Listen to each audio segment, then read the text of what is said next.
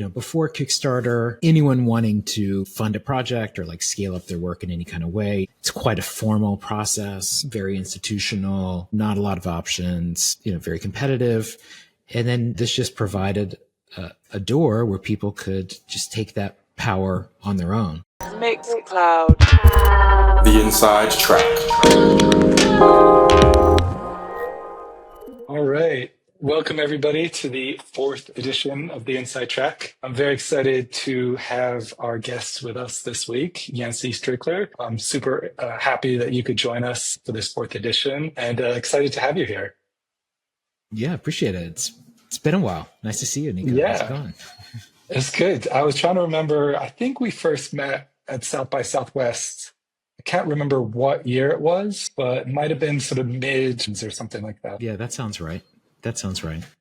And I think you were also at the wedding of a mutual friend of ours, Ian Hogarth, who started Songkick, and now has gone on to many other great things. That was another kind of mutual. And Anthony Vlodkin, who started Hype Machine. Yeah, I was going to say, don't forget Vlodkin. Yeah, great people. All great shout out to Anthony. Sweet, man. Well, I'm super happy to have you join us today. And there was kind of a few things that I wanted to dive into, but maybe first off, I thought it'd be interesting to just start with your basically background and days at Kickstarter. Obviously, you started that, was it sort of late 2000s or 2010s? Well, Kickstarter first began 2001 is when Perry Chen first had this idea for what we now call crowdfunding. And that was sort of on a low simmer for him for a while. And then we met and I became a part of the project in 2005. Charles Adler about 2 years later. And then 2009, it was finally existed.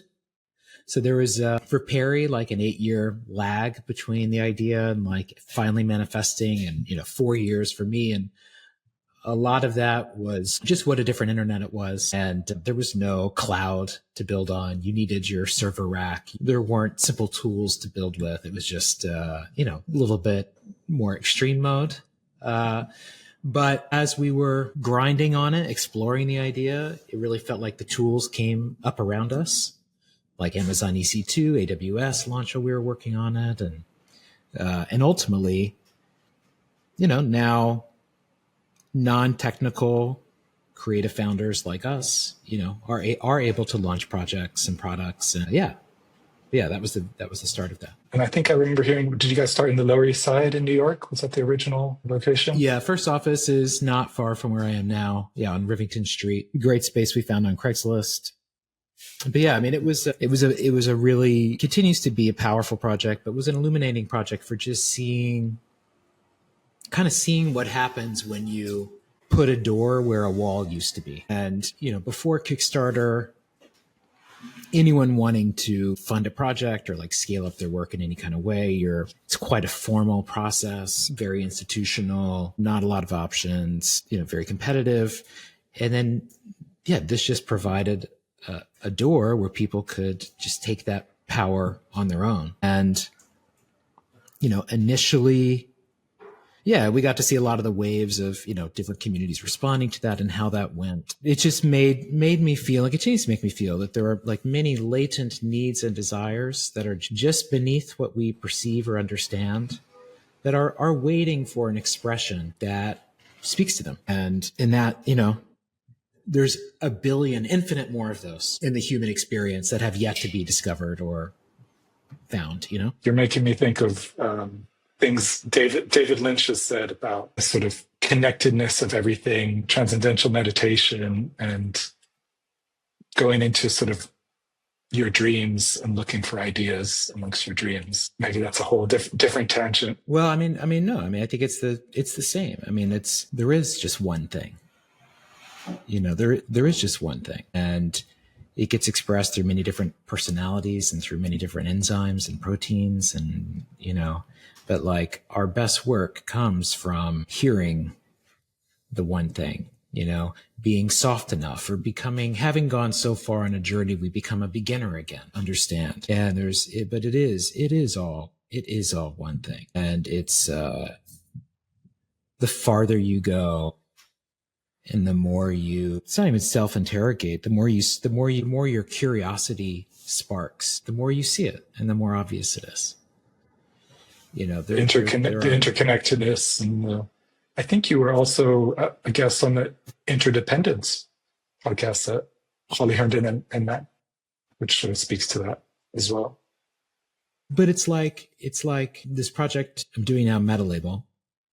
There is behind it is this sort of almost like a crystalline structure of sort of me searching for how I could have more of a pure connection with other artists and creative people, and ultimately being inspired by indie record labels, Royal Society, various examples of kind of picturing almost like a pentagon of 5 things that together make this incredibly strong structure that somehow magically, when you reach this perfect crystalline state, finds its golden ratio, it learns these transitive properties, and it becomes something that is harmonic with something nature always thought was the way to do things. And as I've personally used this, experienced this structure, and I'm still in the process of discovering it, I'm constantly struck by the feeling of, one, this is a new type of form, a different type of form that is sometimes hard to describe. But number 2, that it feels very strongly to me that it is not an invention. It is an observation of something that naturally exists, and that is a true form in the universe. And that some of our projects sometimes tap into that, but that those forms do exist. And a lot of things that are successful are because they echo some of these models that exist at a very deep level. But anyway, I believe all of that. And I think that you get to those places through time, through suffering, through experience, through stubbornness, through accident. You might have already realized what the most important one in your life is. You just don't know it yet. And you will understand it for the first time 3 years from now, when something you believed will interact with something you see, and you will understand, you'll see a door. I read the sort of long essay you wrote, 9 Creative Meditations, ahead of this call, just to kind of do a little more research. And I think it was in that perhaps where you were talking about how some of your biggest ideas and realizations have come to you after a moment of a space, so to speak, in terms of not working on a project and taking that mental space, that time out to kind of relax and open up your mind to kind of essentially maybe not new ideas, maybe it's kind of a realization of something that's there that you don't observe or notice when you're so deep in a project. For sure. It's a counterintuitive lesson, but it works. I mean, the way I found to get it now without needing time away is a way I learned to work from my partner, Rob Kalin, who started Etsy. When he starts a project, he starts a scroll. Imagine a big butcher paper, big roll, 3 feet tall and 50 feet long. I have one across the room from me right now, where you start at the start of a project, you begin to unroll the scroll, and you begin the project right at the start, right at the top left corner of that scroll is drawing 0, idea 0 of that project. And as you go and work on the project, you just keep unrolling the scroll to where you organically get a true timeline of your thinking. And you can see exactly how things progressed. And so I started working on that way on Metalabel that way from the beginning. And what I've also found is that if I want to detach from my rational utilitarian brain, my capitalist status needing brain, all I have to do is sit in front of the scroll with just a Sharpie and a big white expanse in front of me. I don't even have to have a plan. All I have to do is sit there, and within 15 minutes, something interesting, something illuminating will come out. I do it without intention. I do not know what I'm going to scroll about, but over and over and over, it creates a space of surprise through no active choice on my part other than sitting in the seat and picking up the pen. Do you look back at the past parts of the scroll? Do you kind of go back to see? Well, absolutely. I mean, it is right now, it's almost done. So it's about 50 feet long. And there's like sketches. There is the moment, came up with like the core architecture of our releases was like a whole scroll thing. And a lot of different, like the history of the project is there. But yeah, I go back and look at it, but the process of writing it, the process of, you got to break out of your rectangle. You got to break out of your interface. You even got to break out of your moleskin. You got to break out of these things that teach you to think in terms of spaces, concise, restricted rectilinear spaces.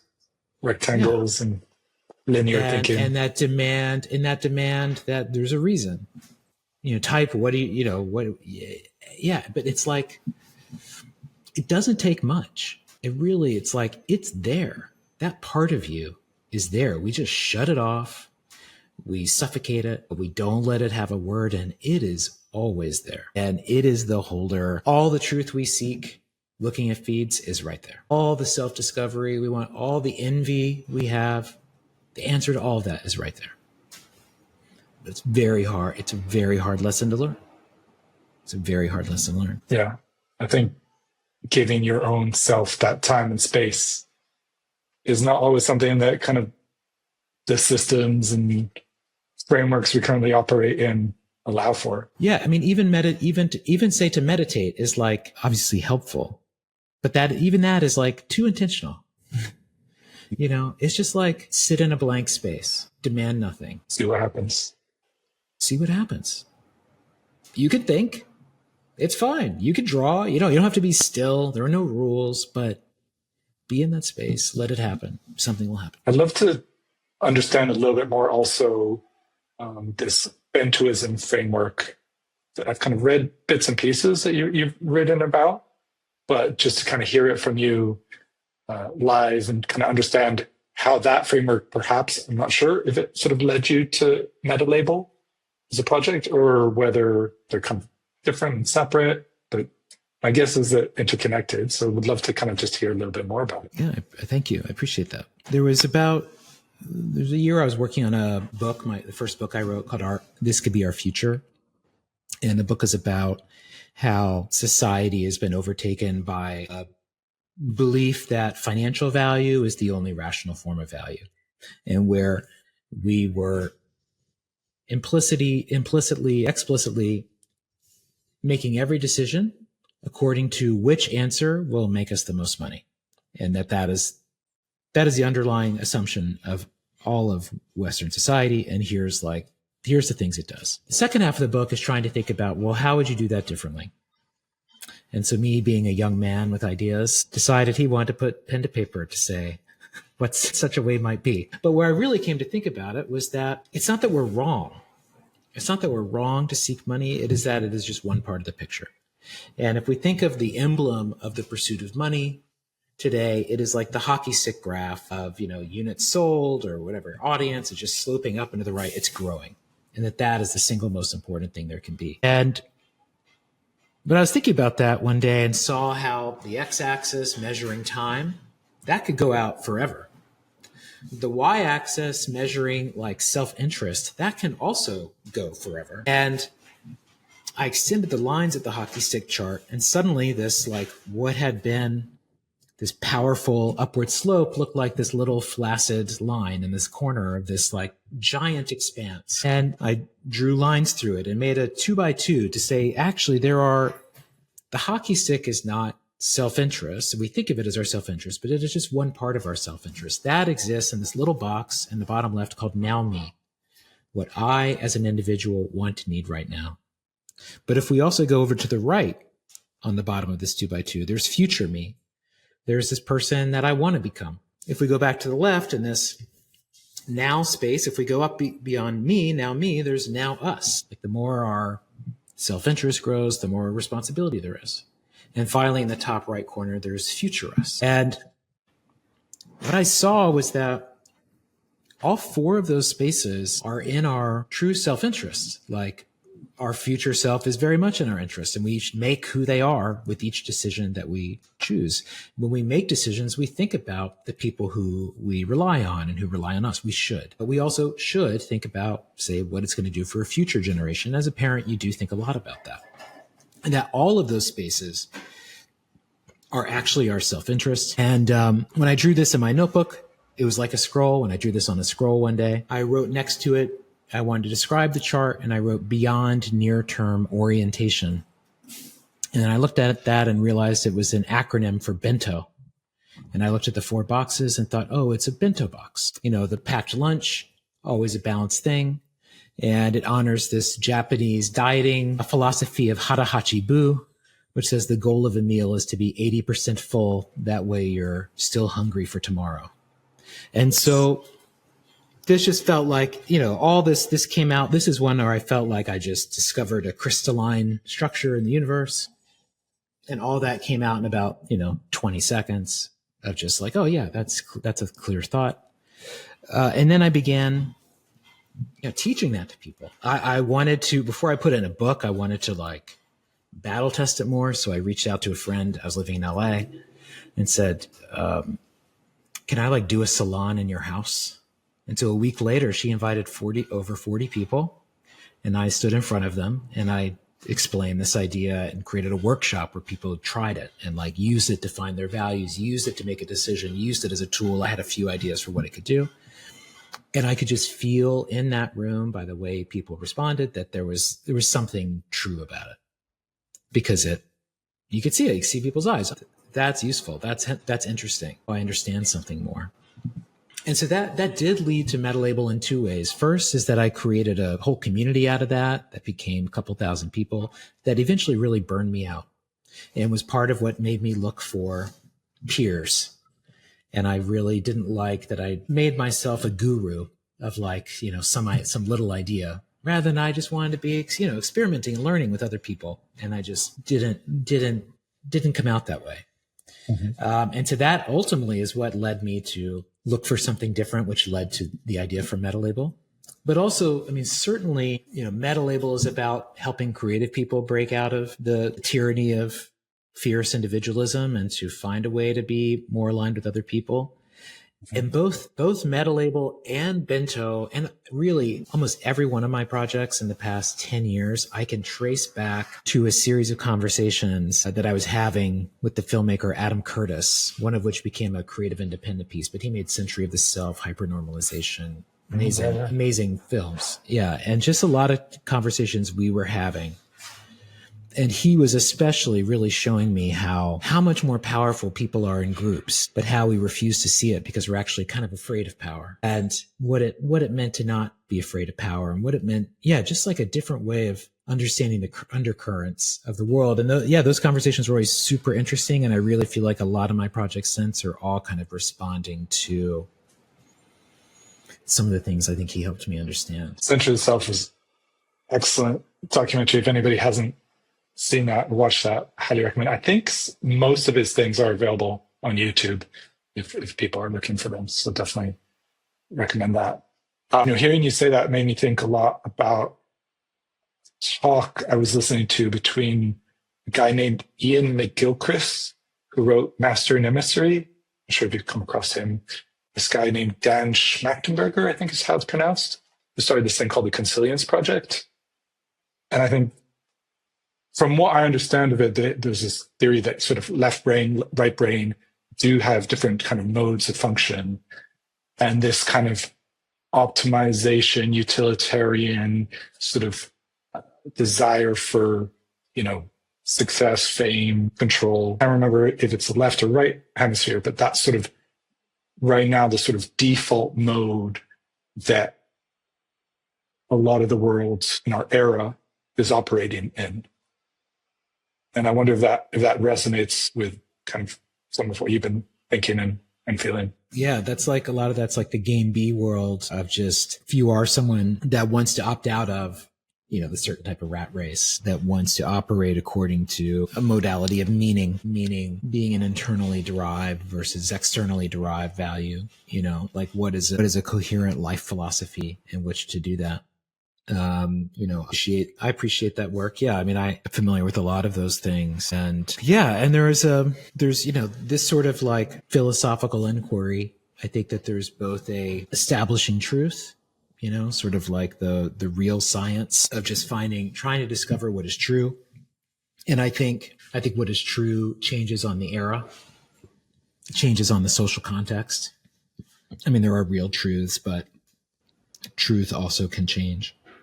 And there's another side that's about applied philosophy. And a lot of the digital infrastructure around us now is an applied philosophy of like OKRs and business objectives and MAU, DAU retention. And like it is a applied philosophy that we are subjects of, and that some PM who's trying to like outcompete 15 other PMs in their group at Google, is applying that philosophy to generate a behavior. And it's interesting because, the digital world is an algorithmically programmed, guided philosophical experience, of which we are the subjects.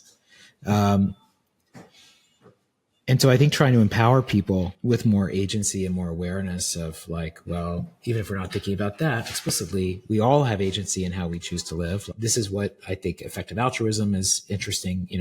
Like things on the less wrong site are interesting. Do you feel like there's a sort of starting sense of backlash against this kind of algorithmically controlled digital life? Because I'm starting to hear, and building a project like Mixcloud in the music space, there are these giants out there, the Spotifys and Apple Musics of the world. And in the last, I'd say maybe year, 2 years, I'm starting to hear more and more people who are expressing this just kind of a frustration at this algorithmically controlled experience. I don't know if that's something that you're hearing as well. We can feel our agency slipping. And you can tell because, I mean, every platform penalizes you if you share a link to your own work outside of the platform. So right from the jump, you're in an adversarial space. That didn't used to be the case. Now, a lot of these things are just like moods and vibes, and we all get really emotional, and we can get emotional about shit without a shred of fact behind it. But yeah, I think we can all sense, I mean, as artists and creative people, we are always treated in a patronizing way, always cared more for our output than who we are as people. And, the future, everything about AI is just all constructed to be art without artists. I mean, it's so obvious. It's like fucking shitty paintings in a bank branch. That's it. That's what they want. That's what they want. Make it stronger. That's what they want. That's what they want. How do you think this evolves then? Do you think that there's a bifurcation at some point where there's this flood of AI generated art and kind of just some people who are happy with that? It already exists. It already exists. It already exists. And it's the distinction between fine art and commercial art. Commercial art is advertising, packaging, super talented designers who work at Procter & Gamble and who are designing consumer packaging. That traditionally is called commercial art. Now we call it design, call it all the kind, but traditionally that's called commercial art. And generally it's normally like 75% of artists are commercial artists, make their living that way. So generally that's kind of been the bigger crowd, certainly the crowd that makes more money. Most of that gets AI'd. The counter swing is going to be that also for a significant amount of the population, and you can already see it and feel it, and I see it all the time now, is that we're going to go to anti-aesthetics. Aesthetics are a red flag. What do you mean by anti-aesthetics? I mean that ornamental design, corporate Memphis design, you go girl copy, the whole last 15 years, the whole way that brands try to express themselves to be like, come celebrate gay pride at A&W Root Beer, all of that.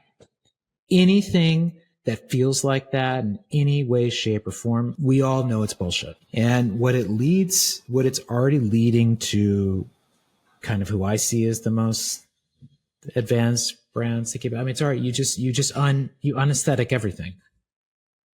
Because it all reads as bullshit. Because it is. It is. And we're now used to all social media is advertising. It's, what stands out? The man on the street interview where you're like, yeah, maybe this is scripted, maybe this isn't, but there's probably going to be something entertaining here. It's not a 30-second ad shot or whatever. So just like all the aesthetics are changing because to look good has become cheap, and to look real is harder because real changes. And of course they'll catch up and it'll all be fucking done. The aesthetics will have to reset again in 6 months. I would say that a lot of things are just going to get dumped to AI, and AI is a co-pilot for sure. And zero powers that be give one fuck about how an artist or creator is effective. Care less. You're talking about like, what percentage of the population. Doesn't matter. And so artists and creative people, we have to make our own thing. We can't rely on them. Yeah. So we have Metalabel will introduce something this year that is an answer to that. But yeah, it's tough. I'd love to spend a little bit of time just kind of, for people who are not yet familiar with Metalabel, kind of introducing it to them and kind of the idea behind it, kind of how it functions, just to kind of bring it to a wider audience and the Mixcloud audience. The Metalabel's a place where creative people can release work together. And, it's not like make a quilt together or something. It could be, but it's more like, let's share audiences together. Let's put out work and co-promote each other. Let's make something collaboratively and split money. Let's push our audiences to things that we make together or to each other's work. And it's inspired by like a grassroots indie label. You and I love dubstep. We start just putting out dubstep records. Other people start showing up. We make a scene. Oh my God, it's like happening. And this makes it so that any person or group of people can begin putting out work by themselves or others, not just music, but art, objects, all types of digital media, zip files, movies, music, as well as print small run, self-published books, self-published zines. And it's a way for you to put those things out, be in a marketplace, a platform where people are already coming to discover stuff so you can get a net new audience. And then everything you sell on Metalabel or just publish or catalog, you can set a split. So for any dollar that comes in, how should it be redirected? You could say, hey, we all split it equally, so we each get %. Or you can even have a stored treasury of money where it's just like, hey, we'll just put the money there and save it and use it to fund a future project. And so it's like a basic money management tool as well for just a person or a group of people to put out stuff. So it's been around, Metalabel's been around for, we were working on a while, but it's been live for less than a year. Just in October, we began to really open our doors. But Brian Eno has released several things with us. Joshua Citarella, The Creative Independent, Chantel Martin, Yacht, some really cool projects coming up very soon. And there's been about 10,000 collectors, about $400,000 changing hands. And, our dream is to be like kind of my holy trinity of the products I look to as inspiration is Craigslist, Arena, and Bandcamp. Just basic high integrity tools that perform a job that we appreciate and that really understand what it is to be an artist or a creative person or just someone looking to get a job done. Yeah. So it's, still at the start, excited for it. And I think if I remember, you started in the sort of Web3 blockchain space. And I think, like me, probably were extremely excited about the potential that space was sort of potentially unlocking. But I know you've kind of moved away from that since then. And I was just curious kind of, and you might have spoken about this before, but just to understand kind of what was that journey like that made you decide actually maybe the blockchain isn't a kind of core foundational piece of this? Yeah, this all started initially with the idea of what if the indie record label is like a ubiquitous form that exists for all types of creative work. And then as I started to think about what to do with that idea, I was very attracted to two parts of crypto, multi-sig wallet, which was a shared treasury of funds that you could create without needing to start a bank account, as well as splits, and the idea that you can seamlessly redirect money and just let money flow according to a contract. And I thought both of those things were,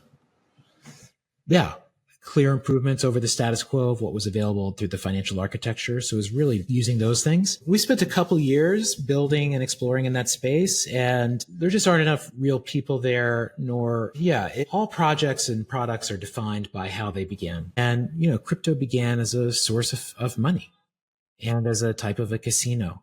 And those are hard things to shake. They may at some point, stable coins as, a internet native form of value transfer can make a lot of sense. But ultimately, I came to decide that I refused to let crypto be our major. Our major was helping creative people do things together. But yet, if you touch that, you're just entirely defined by that experience because that is the nature of that experience. And so we ended up through research and experimentation and iteration, we actually figured out how to build splits and a multi-sig wallet without a blockchain, and figured out how to do it using bank accounts and using Stripe. And so once we were able to provide, what we saw as the most important innovations and actually apply them to a far broader market and to do it without all of the hangups, it's like, well, that is exciting. So when we turned on last fall we don't have multi-sig wallets built yet, but has payment splits using Stripe for first product ever do what we're doing there. And it was ultimately taking things that were supposed to be only possible through crypto, but just being able to apply them in a way that we weren't limited by what is a world that is dominated by really a single kind of vibe and ideology that no matter how much you might,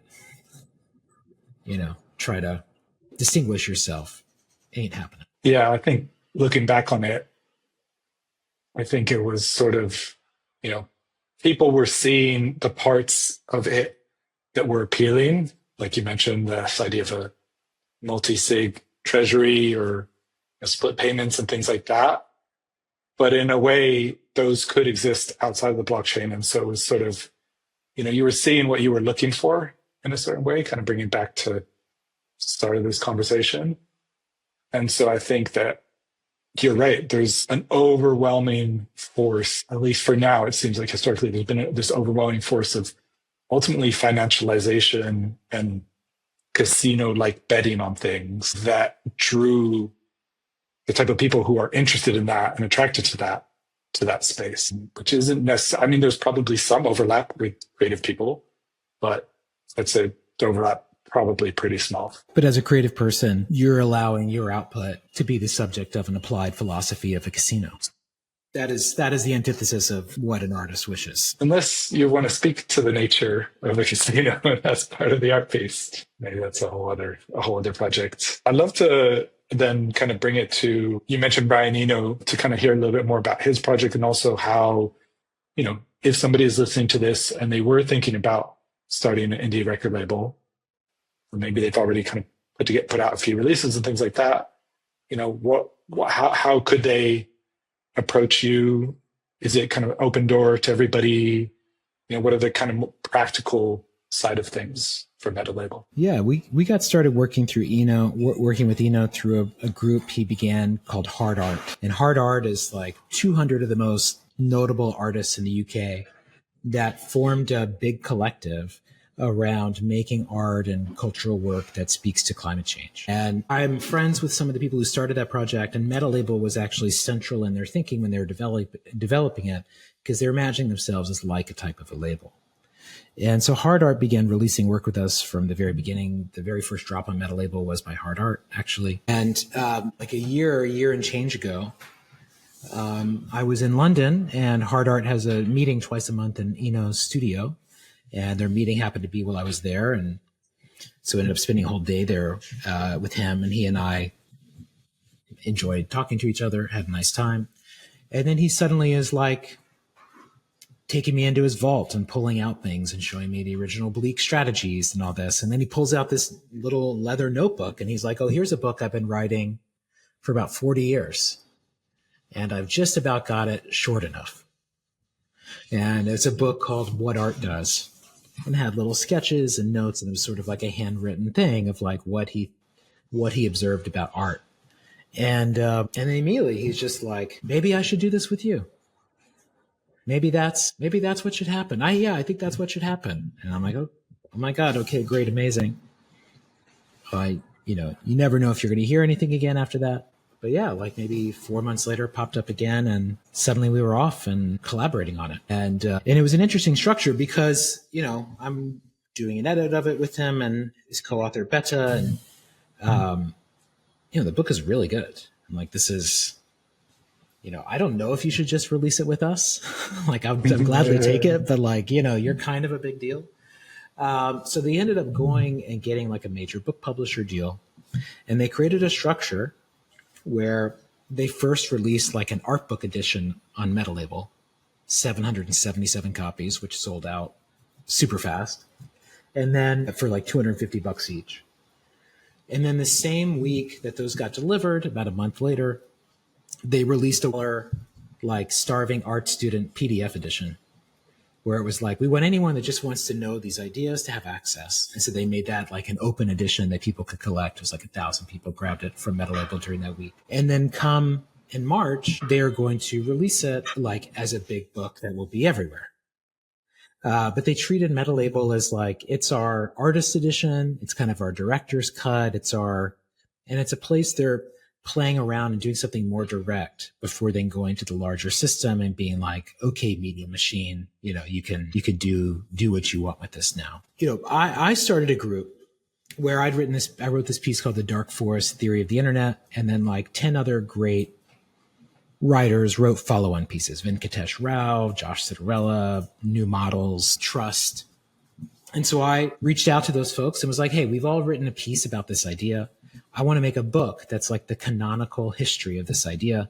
And we'll like publish it through this website, Metalabel, and we'll just split the money. And I proposed the split would be 70% of the money would be split among the authors in this very structured way. And 30% of the money would go to our shared treasury, which would just be money that we can use for a future project.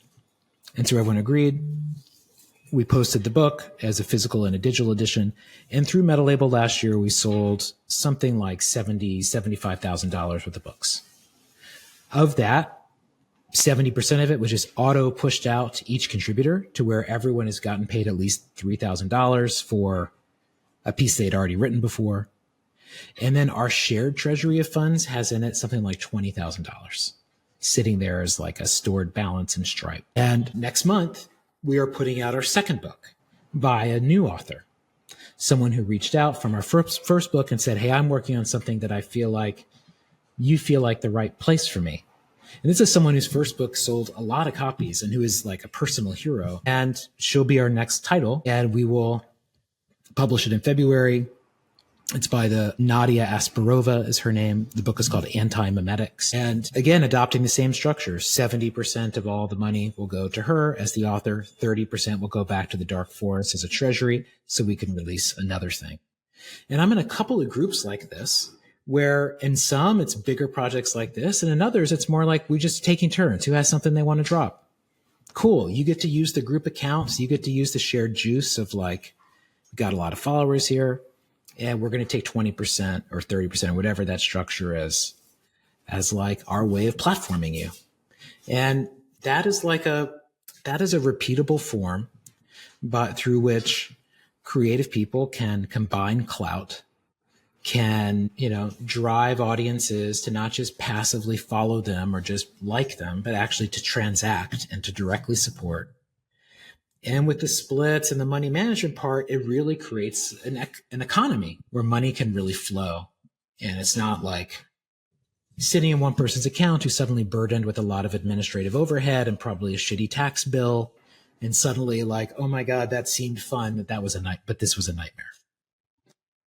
Which is like the story of most creative projects. I think I remember you wrote about Odd Future, the collective from LA. Originally, I think it was Tyler, the creator, who might have started it or been part of the initial story. And that being kind of a good example of a group of creative people who wanted to put out maybe not just music, but zines, fashion collaborations, merch collaborations, things like that. And that was kind of a prototype model that you kind of references, like this is what it could be. Yeah, absolutely. I mean, we have many posts about this, many things we've written about this, but there's centuries of history that says that is what works. That is what works. Like, again, it's a long story, but like the abolition movement, literally 12 people 12 people forming a small group and using this same structure of like, hey, we each have this part, we're moving coordinated ways. We don't even necessarily have to reveal that we are conspiring with each other. Because any group you're in, that's a conspiracy. That's fun.